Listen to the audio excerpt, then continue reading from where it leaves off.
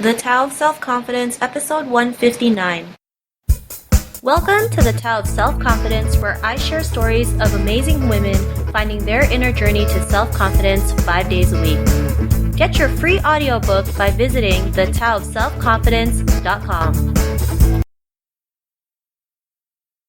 Well, hello friend. Welcome to the Tao of Self-Confidence, where I share stories of amazing women who have discovered their inner journey to self-confidence. I'm your host today, Sheena Yap Chan, and today I have a special lady on today. She is an artist, a community catalyst, and an illuminator, and she's here today to share her story on self-confidence and the journey that she's been through. So without further ado, I'm going to introduce you to Lisa Chu. Lisa, how are you today? Maybe you can fill in a little bit more about yourself to the listeners. Great. Thank you, Sheena. I'm doing great. I live in California, right on the ocean. A little bit more about myself. I guess my journey started out a little bit more traditionally. I have background in medical training, and then I was in the financial world, and then I made a leap to move to California from the Midwest to start a violin school. That was in 2004, and I've been in California ever since, and I had the violin school for 6 years, and now I am a life coach and a sound healer and visual artist and community cross-pollinator, kind of using all of that experience to bring people together. Awesome. Well, thanks for sharing that. And Lisa, what's your cultural background? I was born in the Chicago area, and my parents are both Taiwanese Chinese immigrants. So they came to the U.S. in the 60s. Awesome. Well, thanks for sharing that. And, what would be your favorite self-confidence quote? My favorite one, which is actually right here in front of me in my office, is by Eleanor Roosevelt. And it goes, "You gain strength, courage, and confidence by every experience in which you really stop to look fear in the face. You must do the thing you think you cannot do." I love that. And thanks for sharing that, because sometimes, especially women, we tend to resist the things that fear us, and not knowing that if we just step over that, that's when we can see the things that we want in our life, right? And sometimes it just takes that extra step to just face fear in the face or punch fear in the face and just go out there and do it. So I really love that quote that you mentioned. And, in your own words, how would you define self-confidence? Yeah, that's a question I've been thinking about ever since you asked me to do this interview. And what I notice is that it has changed. I mean, I think in the first part of my life, I was taught to learn how to do things and achieve things and have a lot of skills that would give me confidence. So there are things outside myself that I would learn how to do and achieve. And in the recent chapter of my life, I've discovered by choice and choosing to kind of approach things differently and learn in a different way. Self-confidence now is about trusting my inner guidance and my own experience. And, in our society, we receive a lot of messages about what we should want or have or be. And that actually, I've found, pulls me out of my own self-confidence and into someone else's definition that I'm always trying to chase and meet.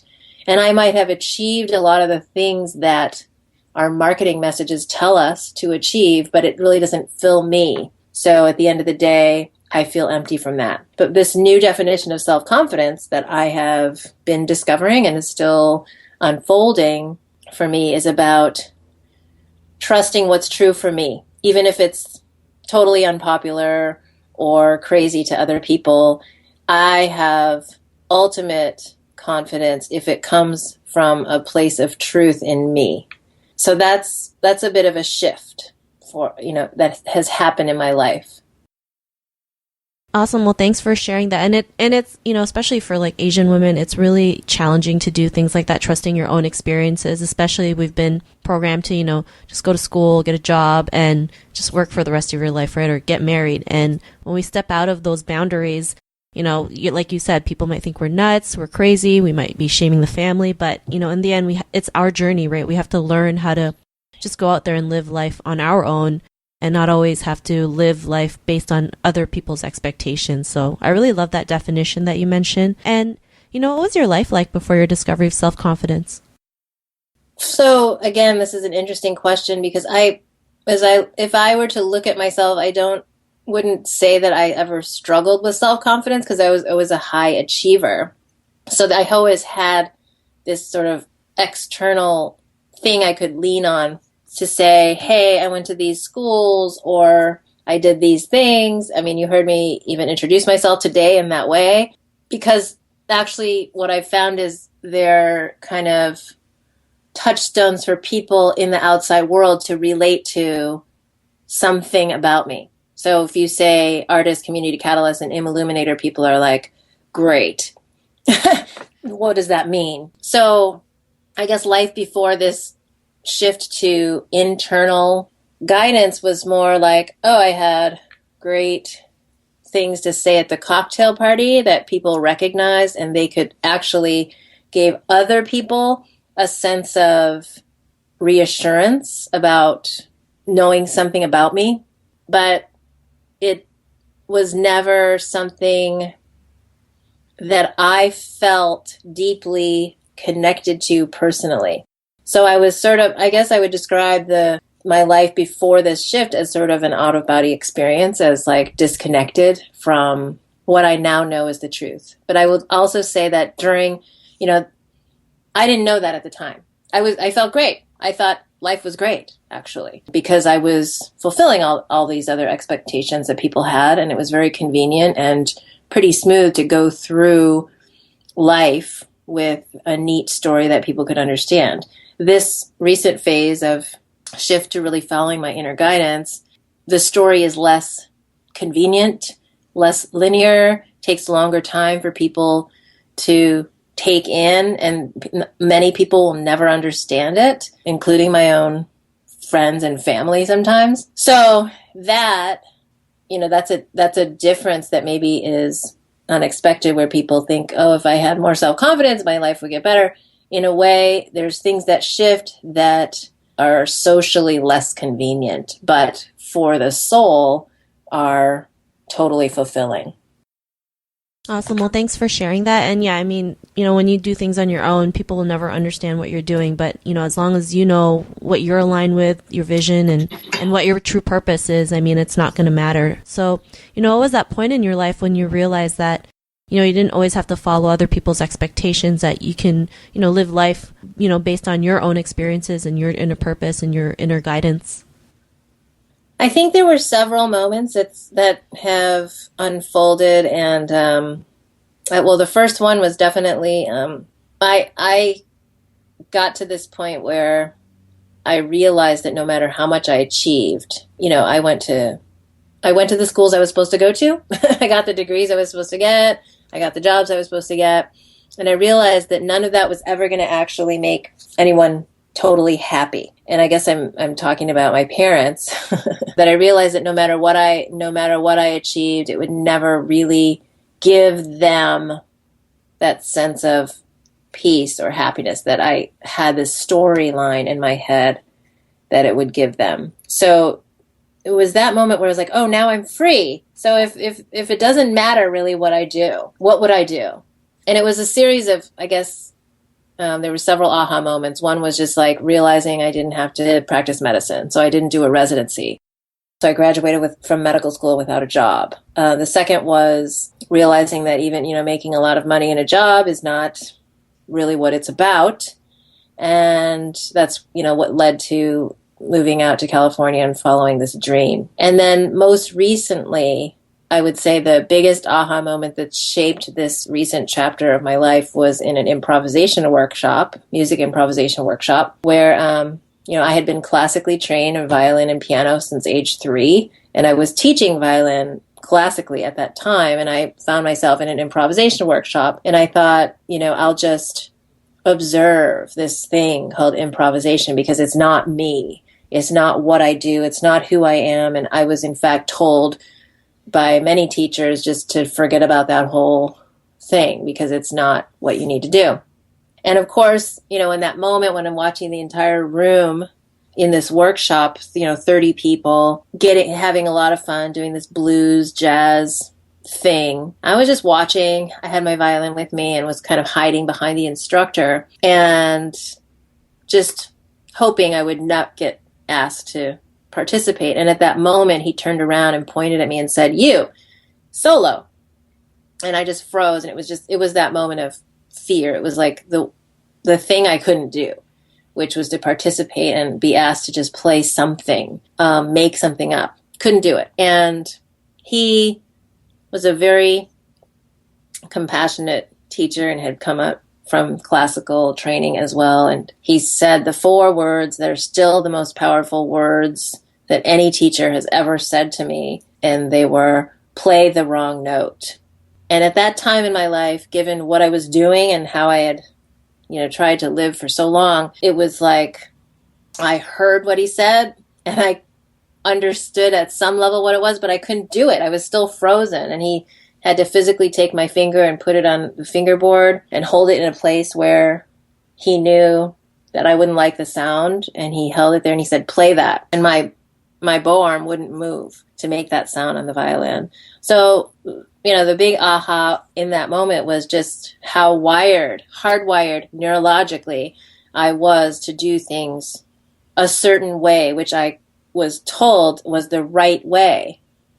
But there's a whole other universe of in-between things that I call wrong that I just never tried or allowed myself to try, that actually kept me from participating in a broader experience. In that case, it was the whole room. I couldn't join in with that activity. So it was really, after that, it was a choice of, am I going to live my life within the boundaries of what I thought was right? Or am I willing to play the wrong note and see? And there's many, many wrong notes.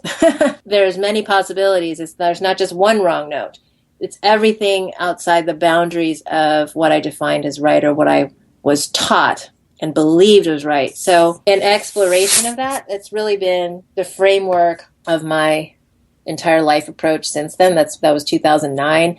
And it's, it's a whole other philosophy that I could go into. And it's not about deliberately making mistakes or trying to do things wrong, but it's playing.